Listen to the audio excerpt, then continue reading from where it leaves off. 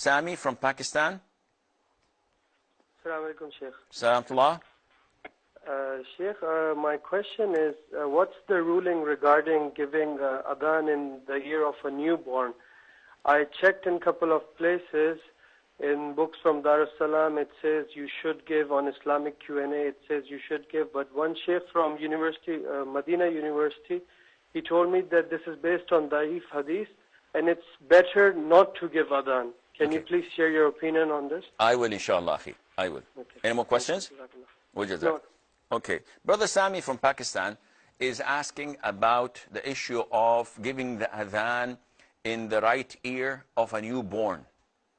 And this was mentioned as a prophetic sunnah. And Ibn al-Qayyim, may Allah have mercy on his soul, mentioned it in his book about the newborn. And a lot of the scholars mentioned it. But as you know, as Muslims, we have foundations to go back to. And these foundations are the Quran, which is fixed and known and cannot be altered or changed. And then there is the Sunnah of the Prophet ﷺ, which completes, which explains, which elaborates and clarifies a lot of the Quran. However, the Sunnah, there is what is authentic and there is what is not authentic. And what is not authentic is graded into a number of different categories.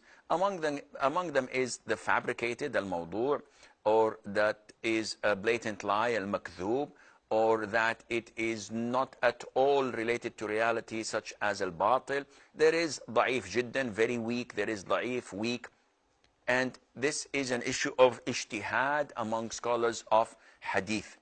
Therefore, if you come to such an issue as giving the adhan in the newborn ear, it has to be reported to us through an authentic hadith. And when we cross-examine the narrations and the chain of narrators, and we look into what the scholars of this science have judged it to be, we find that they say it is not authentic. And there is also another addition to it, where you give iqamah in the left ear. And also this is not authentic. Hence, when we come to such a conclusion, as Muslims, we do not depend and rely on what the scholars say if they speak in something that is not their profession. So if I know that this sheikh his speciality is in tafsir, and his knowledge is so vast and huge in tafsir, but he admits himself that I'm not good in fiqh. So if he gives me a fatwa, whether halal or haram, I may refrain and think twice.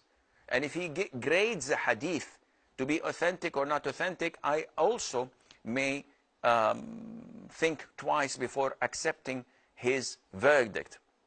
Likewise in fiqh, when a scholar is an expert in fiqh, he knows all the different opinions of the scholars, and he knows how we reach this verdict or ruling. Where did we stem it from? What are the qawa'id al-fiqhiyya al-kubra? What are the usul al-fiqh applied to it? The different schools of thought.